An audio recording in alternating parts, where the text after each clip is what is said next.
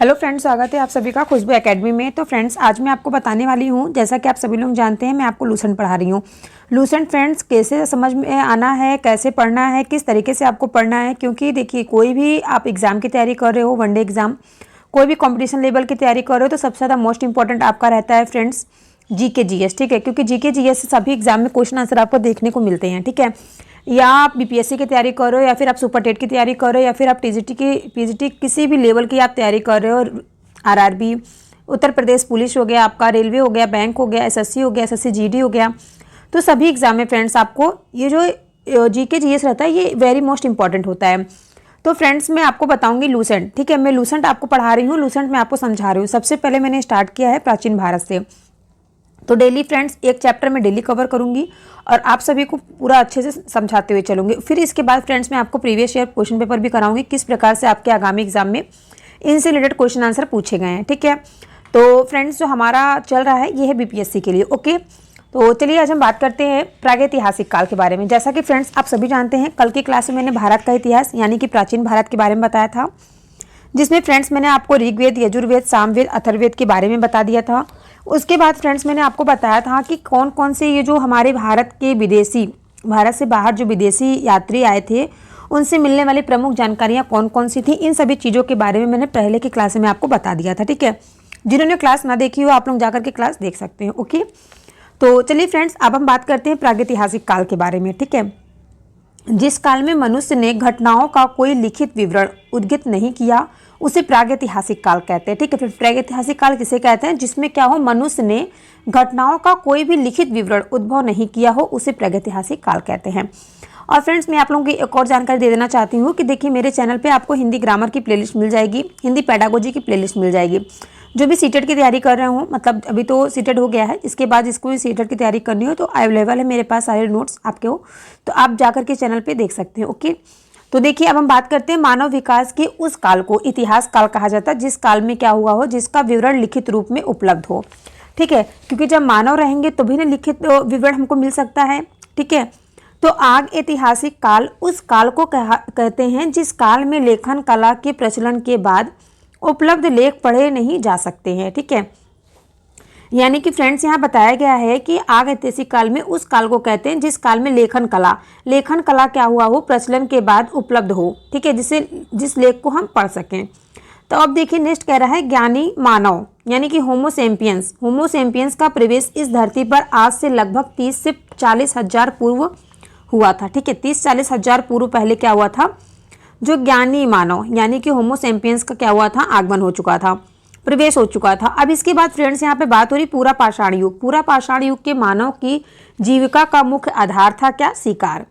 ठीक है, पूरा पाषाण युग जो था फ्रेंड, उसका जो मुख्य आधार क्या था, शिकार करना। ठीक है, यहाँ पे देखिए फ्रेंड्स थोड़ा सा मैं आपको बता दूं संस्कृति और बर्तन। मालवा की संस्कृति में किस प्रकार के बर्तन का प्रचलन था, किस प्रकार के बर्तन उस टाइम पे पाए गए थे, तो काला तथा लाल कलर के बर्तन पाए गए थे। ठीक है, नेक्स्ट कह रहा है बुर्ज होम जो फ्रेंड्स है ये धूसर के बर्तन वहाँ पे पाए गए थे।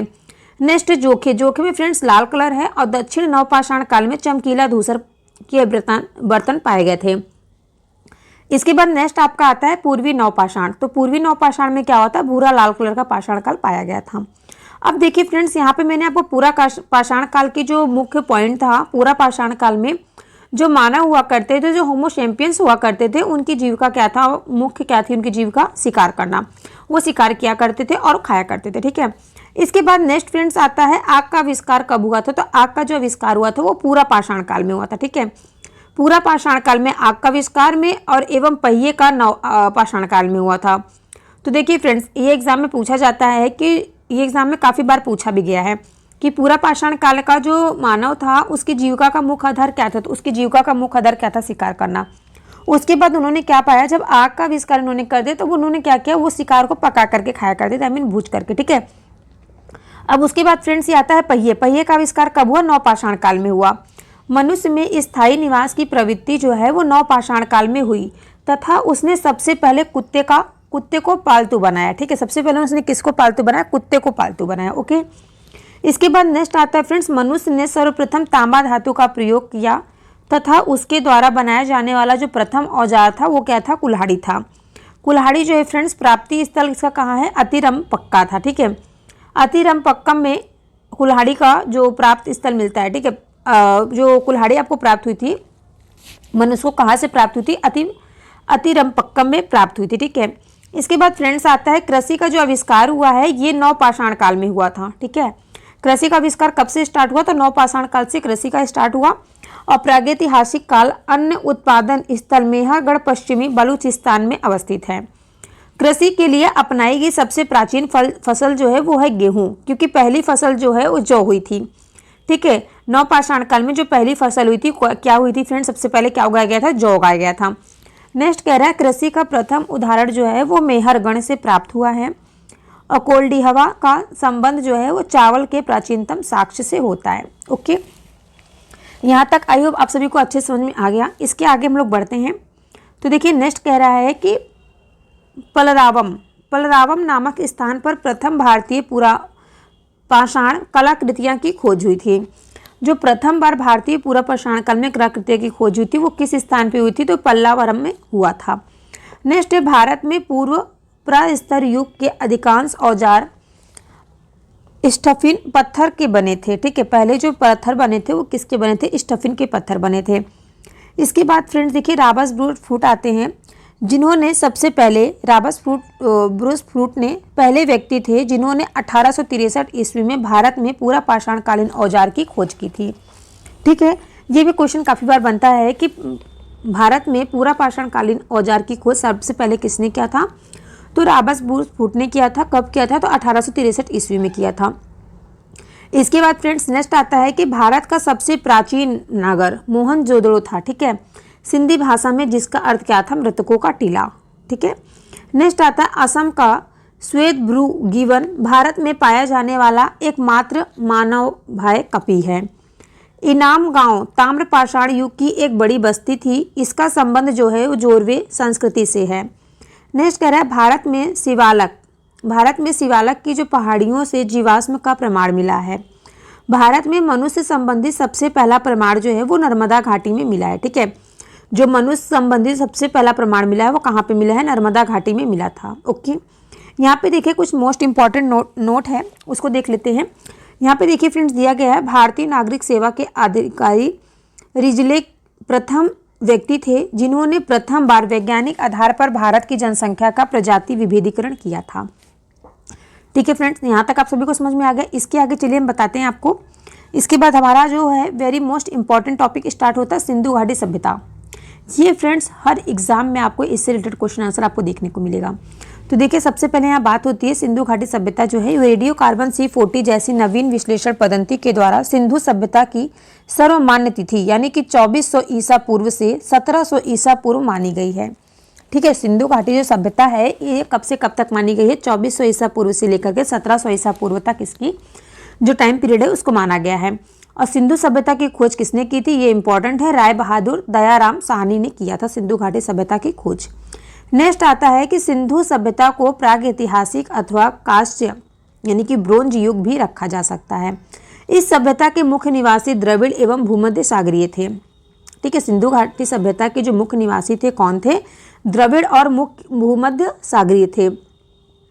नेक्स्ट है सिंधु सभ्यता के सर्वाधिक पश्चिमी पूरा स्थल दासक नदी के किनारे स्थित सुत कागोर बलूचिस्तान, पूर्व पूरा स्थल में हिंडन नदी के किनारे और आलमगीरपुरी, ठीक है। आलमगीरपुर जो है वो जिला मेरठ उत्तर प्रदेश, उत्तरी पुरास्थल चिनाब नदी के तट पर अखनूर के निकट मादा जम्मू कश्मीर तथा दक्षिण पुरास्थल गोदावरी नदी के तट पर दाइमाबाद जिला अहमदनगर महाराष्ट्र तक, ठीक है फ्रेंड्स। कहाँ से कहाँ तक फैला हो तो मैंने आपको बताया ना, जैसे कि जो सुत का दौर है ये फ्रेंड्स पश्चिमी पुरास्थल में और पूर्वी पुरास्थल में कहाँ तक है? जिला मेरठ से उत्तर प्रदेश और उत्तरी पुरास्थल यानी कि जम्मू कश्मीर और दक्षिणी पुरास्थल यानी कि आपका जो जिला अहमदनगर और महाराष्ट्र तक फैला हुआ था। ओके, तो मैंने यहाँ आपको बता दिया कि सिंधु घाटी जो सभ्यता थी वो कहाँ से कहाँ तक फैली हुई थी, ठीक है। पश्चिम से पूर्व, पश्चिम, उत्तर, दक्षिण में चारों दिशाओं का बता दी कहाँ से लेकर के कहाँ तक की फैली हुई थी सिंधु सभ्यता। इसके बाद नेक्स्ट फ्रेंड्स आता है सिंधु सभ्यता का सैंधो सभ्यता नगरी सभ्यता थी, ठीक है। सिंधु सभ्यता क्या थी? सैंधो सभ्यता नगरी सभ्यता थी और सैंधो सभ्यता से प्राप्त परिपक्व अवस्था वाले स्थलों में केवल 6 को ही बड़े नगर की संज्ञा दी गई थी। 6 कौन कौन से नगर थे जिनको बड़ी नगर की संज्ञा दी गई थी? वो थी फ्रेंड्स मोहनजोदड़ो, हड़प्पा, गढ़वारीवल्ला, धोलावीरा, राखीगढ़ी एवं कालीबंगन था। ठीक है, ये 6 जिले थे जिसको बड़े नगर की संज्ञा दी गई थी। इसके बाद फ्रेंड्स आता है स्वतंत्रता प्राप्ति पश्चात हड़प्पा संस्कृति के सर्वाधिक स्थल जो है वो गुजरात में खोजे गए थे। कहाँ पर खोजे गए थे? वो सभी स्थल गुजरात में खोजे गए थे। ठीक है, इसके आगे चलिए हम लोग बात करते हैं नेक्स्ट फ्रेंड्स दिया गया है लोथल जो है, लोथल एवं सुतकोतदा जो है वो सिंधु सभ्यता का बंदरगाह था। सिंधु सभ्यता में 2 बंदरगाह थे, लोथल और सुतकोतदा। ठीक है, जुते हुए खेत और नक्काशीदार ईंट के प्रयोग का साक्ष्य जो है वो कालीबंगन से प्राप्त होता है। ठीक है, जुते हुए खेत और नक्काशीदार ईंट के जो है हमारे साक्ष्य प्राप्त हुए हैं। कहाँ से? तो कालीबंगन से प्राप्त हुआ था।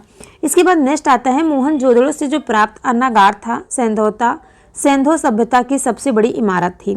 अब देखिए फ्रेंड्स, यहाँ पे मैं आपको बता दूं सिंधु काल में विदेशी व्यापार किस प्रकार से हुआ करता था। तो देखिए जो आयातित वस्तुएं ये थी और प्रदेश, यानी कि तांबा जो है वो किस प्रदेश में इसका व्यापार किया जाता था। तो तांबा जो है उसका व्यापार किया जाता था किस प्रदेश में? खेतड़ी, बलूचिस्तान और ओमान में किया जाता था। नेक्स्ट फ्रेंड्स चांदी का आयातित किया जाता था। चांदी का आयातित किस प्रदेश में किया जाता था? तो वो अफगानिस्तान, ईरान में किया जाता था। नेक्स्ट आता है आपका सोना। सोना जो है फ्रेंड्स कर्नाटक, अफगानिस्तान और ईरान में इसका ट्रांसपोर्ट किया जाता था। नेक्स्ट है फ्रेंड्स टीन। टीन जो है वो अफगानिस्तान और ईरान में इसको बेचा जाता था।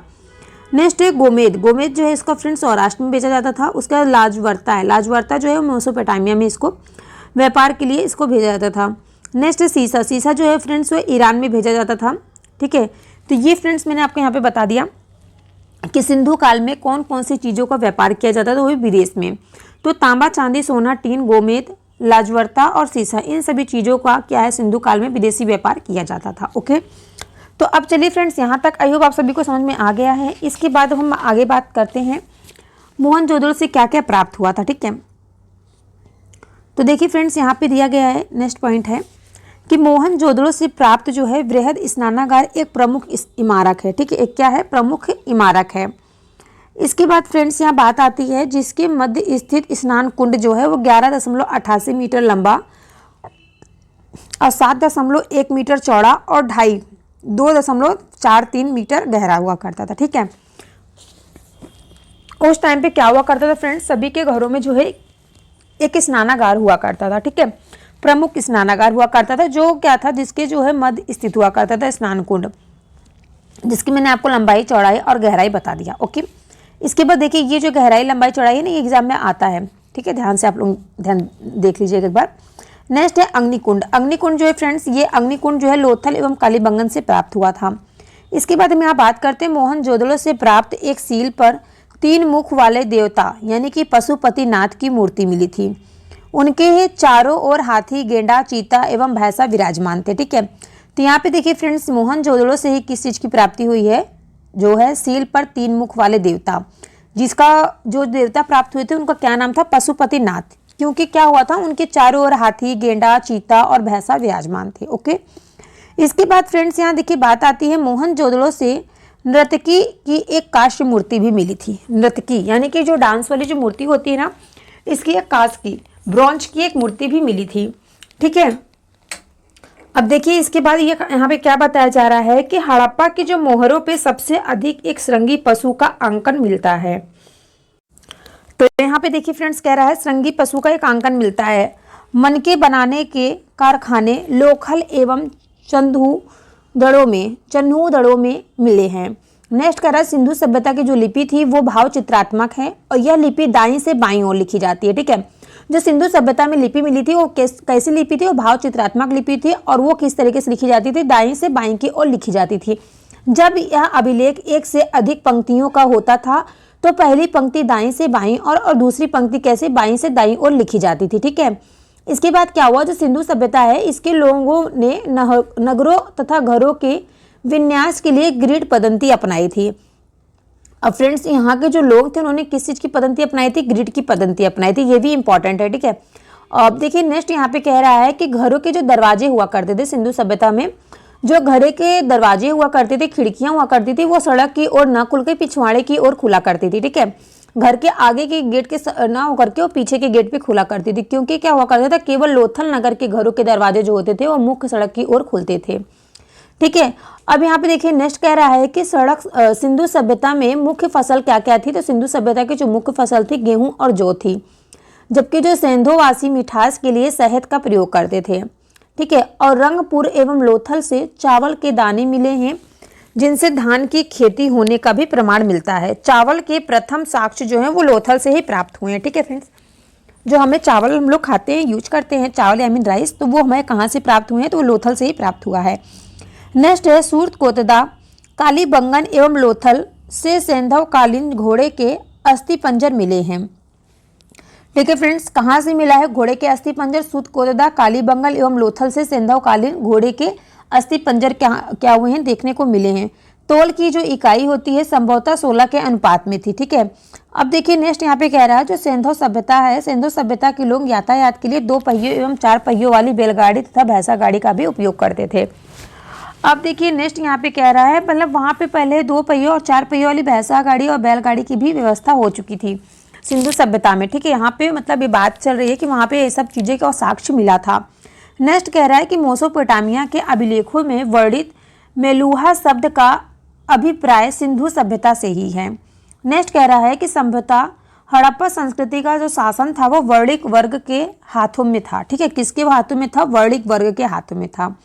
नेक्स्ट कह रहा है कि पिग्गट ने हड़प्पा एवं मोहनजोदड़ो को एक विस्तृत साम्राज्य की जुड़वा राजधानी कहा था। किसको जुड़वा राजधानी कहा था फ्रेंड्स? जो पिग्गट ने हड़प्पा और मोहनजोदड़ो को एक विस्तृत साम्राज्य की जुड़वा राजधानी बताई थी। लेकिन जो फ्रेंड्स सिंधु सभ्यता है, सिंधु सभ्यता के लोग धरती को उर्वरकता की देवी मानकर उसकी पूजा करते थे। किसको? धरती को, क्योंकि उससे क्या होता है, गेहूं, धान, चावल सबकी क्या होती है, उपज होती थी, इसलिए उसको क्या करते थे, धरती की उर्वरता की देवी मान करके उसकी पूजा किया करते थे। नेक्स्ट कह रहा है वृक्ष पूजा। वृक्ष पूजा एवं शिव पूजा के प्रचलन के साक्ष्य भी सिंधु सभ्यता से ही मिलते हैं। नेक्स्ट फ्रेंड्स कह रहा है स्वास्तिक चिन्ह संभवतः हड़प्पा सभ्यता की देन है। स्वास्तिक चिन्ह फ्रेंड्स देखिए जो है वो हड़प्पा सभ्यता की ही देन है, और इस चिन्ह से सूर्योपासना का अनुमान लगाया जाता है, क्योंकि सिंधु घाटी के नगरों में किसी भी मंदिर के अवशेष नहीं मिले हैं। क्योंकि सिंधु घाटी सभ्यता में क्या हो, धरती पूजन हुआ करती थी और वृक्ष पूजन हुआ करता था और शिव पूजन की प्रचलन थी वहाँ पे। नेक्स्ट कह रहा है कि सिंधु सभ्यता में मातृ देवी की उपासना सर्वाधिक प्रचलित थी। किसकी फ्रेंड्स? वहाँ पे मातृ देवी की जो पूजा हुआ करती थी सबसे अधिक प्रचलित मानी जाती थी। नेक्स्ट कह रहा है कि पशुओं में कुबड़ वाला साड़ इस सभ्यता के लोगों के लिए विशेष पूजनीय था, और स्त्री जो है फ्रेंड्स वो मृण मूर्तियाँ, मिट्टी की मूर्तियाँ, ठीक है फ्रेंड्स, मिट्टी की मूर्तियाँ जो हैं वो अधिक मिलने से ऐसा अनुमान लगाया जाता था कि सैंधव समाज जो है वो मृत संतात्मक थी। नेक्स्ट कह रहा है कि सैंधववासी जो है वो सूती एवं ऊनी वस्त्रों का प्रयोग करते थे। नेक्स्ट कह रहा है कि मनोरंजन के लिए सैंधववासी मछली पकड़ना, शिकार करना, पशु पक्षियों को आपस में लड़ाना, चौपड़ और पासा खेलना आदि साधनों का भी प्रयोग किया करते थे। ठीक है, तो फ्रेंड्स देखिए आज हम लोग सिंधु सभ्यता के बारे में कितना कुछ जाना है। ठीक है, अब देखिए इसके बारे में थोड़ा सा और आगे जान लेते हैं हम लोग। तो देखिए जो सिंधु सभ्यता थी ना, सिंधु सभ्यता के लोग मैंने आपको बताया ना वो सूती एवं फ्रेंड्स वो सूती एवं क्या करते थे, सिंधु सभ्यता के लोग सूती एवं ऊनी वस्त्रों का भी प्रयोग करते थे। इसके बाद नेक्स्ट कह रहा है मनोरंजन के लिए सिंधुवासी मछली पकड़ना, शिकार करना, पशु पक्षियों को आपस में लड़ाना, चौपड़ और पासा खेलना आदि साधनों का भी प्रयोग किया करते थे। नेक्स्ट कह रहा है कि सिंधु सभ्यता के लोग जो हैं वो काले रंग से डिजाइन किए हुए लाल मिट्टी के बर्तन बनाते थे।